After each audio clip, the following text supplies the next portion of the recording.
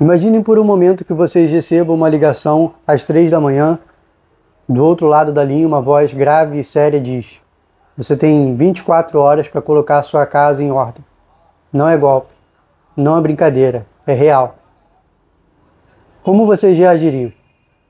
Agora imagine que essa ligação não veio do hospital, não veio da polícia, não veio de um advogado, veio do céu, diretamente de Deus. Essa é exatamente a situação que o rei Ezequias enfrentou há quase 3.000 anos.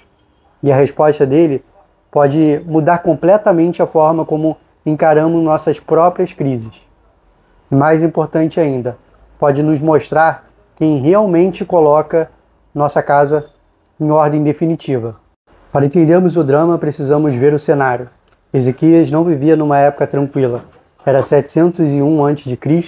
e o mundo conhecido estava sendo devorado pelo Império Assírio.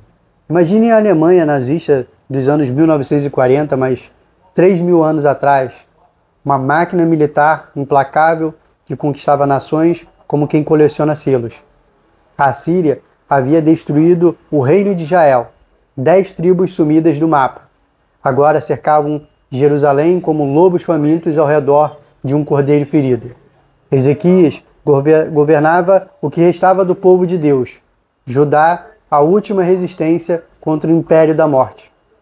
E é nesse cenário de tensão máxima, quando a nação precisava desesperadamente de um líder forte, que Deus manda uma mensagem bombástica. Naqueles dias, Ezequias adoeceu mortalmente. O profeta Isaías, filho de Amós, foi visitá-lo e lhe disse: assim diz o Senhor, ponha em ordem a sua casa, porque você vai morrer, não viverá. Pause aqui, sinta o peso dessa frase. Ezequias tinha 39 anos. Minha idade quando esse vídeo foi produzido. Talvez a idade de alguns aí que estão assistindo a essa mensagem. Estava no auge da vida, no ápice do poder, carregando o destino de uma nação inteira nas costas. De repente, do nada, você vai morrer. Coloque sua casa em ordem. A expressão colocar a casa em ordem não é poética. Era um termo legal da época. Significava resolver pendências, acertar contas, fazer testamento, perdoar dívidas, reconciliar relacionamentos, passar instruções para os herdeiros. Era o checklist da morte. Mas vocês já pararam para pensar no que significa colocar a casa em ordem hoje? Nossa geração vive obcecada por produtividade, life hacks, métodos de organização. Temos aplicativos para gerenciar tempo, podcasts sobre otimização de vida, cursos sobre como ser a melhor versão de si mesmo. Passamos horas organizando selfies perfeitas, currículos impecáveis, perfis profissionais brilhantes. Somos especialistas em arrumar a sala para o Instagram, enquanto o porão da alma apodrece em silêncio. Quando foi a última vez que vocês fizeram um inventário real do seu coração? Quando foi a última vez que se perguntaram: se eu morresse hoje, minha vida estaria em ordem diante de Deus? Fechem os olhos por 2 segundos e imaginem Deus dizendo isso para vocês. Coloque sua casa em ordem. Qual seria sua primeira reação? Então Ezequias virou o rosto para a parede e orou ao Senhor: lembra-te, ó Senhor, de como tenho andado diante de ti com fidelidade e com coração íntegro, e tenho feito o que tu aprovas. E Ezequias chorou amargamente. Então Ezequias virou o rosto para a parede e orou ao Senhor: lembra-te, ó Senhor, de como tenho andado diante de ti com fidelidade e com coração íntegro, e tenho feito o que tu aprovas. E Ezequias chorou amargamente. Aqui está uma das cenas mais humanas de toda a Bíblia. Ezequias, o rei poderoso, o líder político, o homem que enfrentou impérios, virou o rosto para a parede e desabou. Reparem na descrição, ele não apenas chorou, ele chorou amargamente. A palavra hebraica indica um choro violento, desespero sem controle. Não foi uma lágrima delicada escorrendo pelo rosto, foi um colapso emocional total. E sabe o que é mais magnífico nisso? Deus não se incomodou. Deus não disse: Ezequias, onde está a sua fé? Onde está a sua compostura real? Não. Deus ouviu cada soluço. John Piper uma vez disse que Deus não é glorificado por nossa resignação estoica, mas por nossa dependência desesperada. Ezequias não foi estoico, foi desesperado. E foi exatamente isso que Deus queria ver. Quando foi a última vez que vocês choraram de verdade diante de Deus? Quando foi a última vez que abandonaram a postura cristã comportada e simplesmente desabaram nos braços de Deus? A oração de Ezequias é fascinante. Não barganha, não promete mudanças futuras, não oferece sacrifícios extras. Ele simplesmente relembra sua fidelidade passada. É como se dissesse: Senhor, você me conhece, você viu minha caminhada, você sabe quem eu sou por dentro. Isso não é arrogância, é confiança na graça. Ezequias sabia que sua fidelidade não era perfeita. Nenhuma fidelidade humana é. Mas ele também sabia que Deus honra corações sinceros. Então veio a palavra do Senhor a Isaías: volte e diga a Ezequias, líder do meu povo, assim diz o Senhor, o Deus de Davi, seu antepassado. Ouvi a sua oração e vi as suas lágrimas. Acrescentarei 15 anos à sua vida. Olha, imagine a cena. Isaías teve que caminhar de volta ao palácio e dizer: ô Ezequias, lembra daquela sentença de morte que acabei de anunciar? Ó, esquece tudo. Você vai viver mais 15 anos. Se isso fosse um filme, todo mundo pensaria que o roteirista enlouqueceu. Mas essa é uma das reviravoltas mais surpreendentes da Bíblia. Deus mudou de ideia? Ou melhor, Deus revelou que havia mais camadas em seu plano do que pareciam à primeira vista? Isso nos ensina algo revolucionário sobre a natureza da oração. A oração não muda Deus. Ele é imutável, soberano, perfeito. Mas a oração pode revelar propósitos de Deus que estavam ocultos desde o início. Como diria Calvino, Deus não muda seus decretos, mas ordena nossas orações como meio para executá-los. Mas aqui está onde nossa história precisa ir mais fundo, porque o que aconteceu com Ezequias aponta para algo muito maior do que uma extensão de vida. Aponta para alguém que enfrentou a mesma sentença de morte, mas com um propósito completamente diferente. 2.700 anos depois de Ezequias, outro descendente de Davi recebeu uma sentença de morte. Mas quando Jesus Cristo enfrentou a cruz, ele não chorou por si mesmo.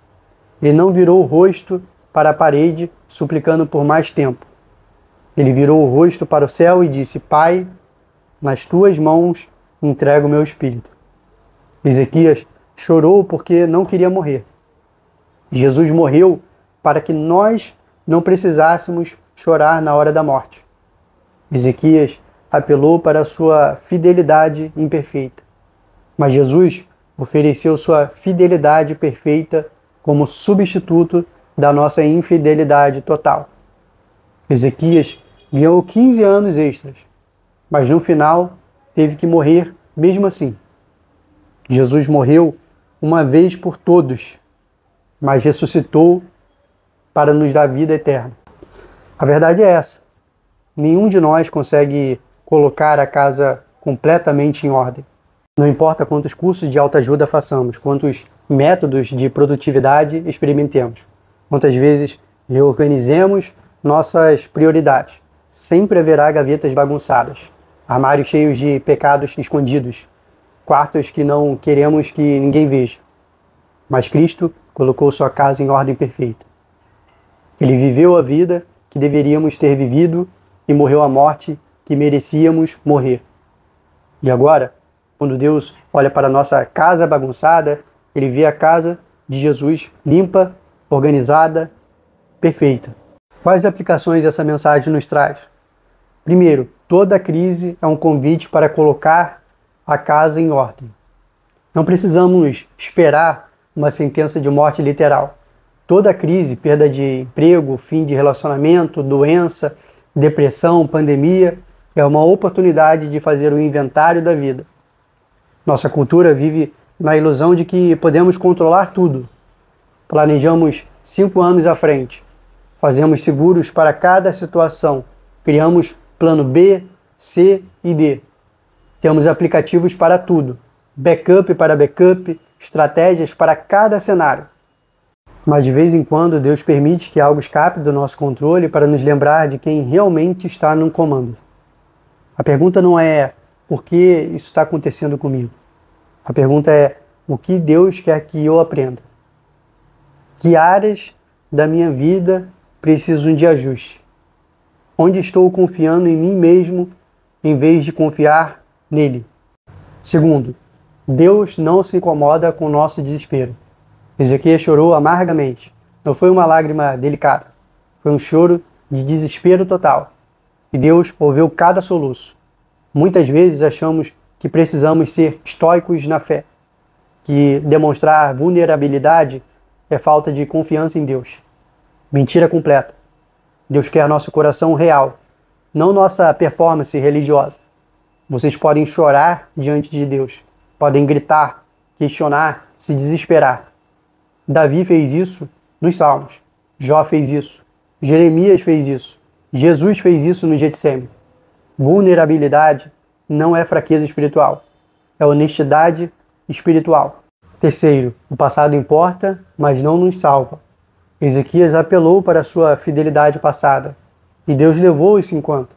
Nossas escolhas têm consequências positivas e negativas.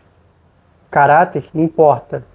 Integridade importa, fidelidade importa, mas no final das contas, o que nos salva não é o nosso histórico de fidelidade, é a graça soberana de Deus manifestada em Cristo.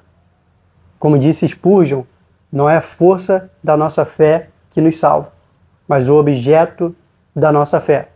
Quarto, Deus ainda faz o impossível. 15 anos a mais de vida.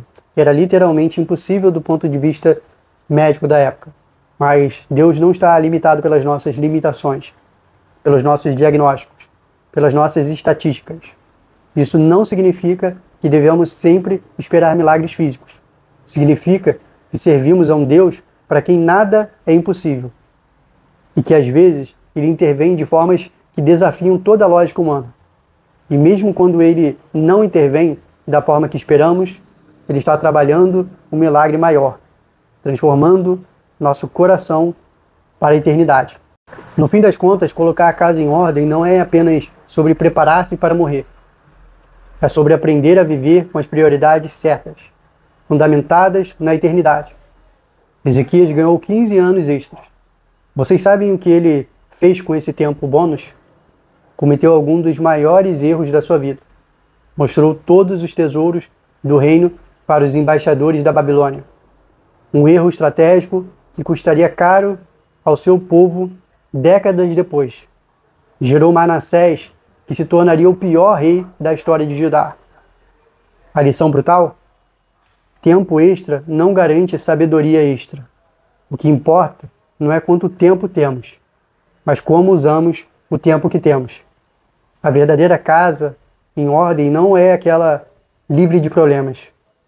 É aquela onde Cristo está no centro, onde as prioridades estão alinhadas com os propósitos eternos de Deus. Onde vivemos cada dia conscientes tanto da fragilidade da vida quanto da solidez da esperança em Cristo. Então permito-me fazer as perguntas que não querem calar. Se vocês recebessem hoje a mesma mensagem que Ezequias recebeu, sua casa estaria em ordem? Ou vocês descobririam que passaram a vida toda arrumando os móveis da sala enquanto o porão estava pegando fogo? Mais importante ainda, vocês estão confiando na própria capacidade de colocar a casa em ordem ou estão descansando no fato de que Cristo já fez isso por vocês?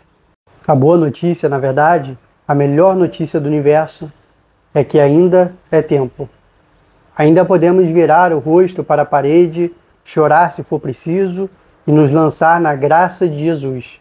Ele ouve, Ele vê nossas lágrimas, Ele já pagou o preço para colocar nossa casa em ordem eterna.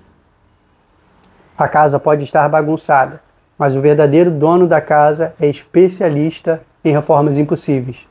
E ele promete que um dia teremos uma casa nova, onde não haverá mais morte, nem choro, nem dor.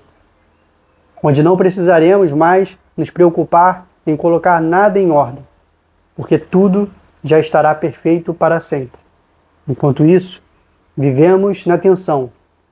Nossa casa terrena sempre precisando de arrumação, mas nossa casa celestial já garantida pela obra de Cristo. Essa é a nossa esperança. Essa é a nossa paz. Essa é a nossa casa verdadeiramente em ordem. Bom, enquanto isso, vivemos na tensão. Nossa casa terrena sempre precisando de arrumação, mas nossa casa celestial já garantida pela obra de Cristo. Essa é a nossa esperança. Essa é a nossa paz. Essa é a nossa casa verdadeiramente em ordem. Bom, fico por aqui. Você gostou? Curta e compartilhe. Até a próxima.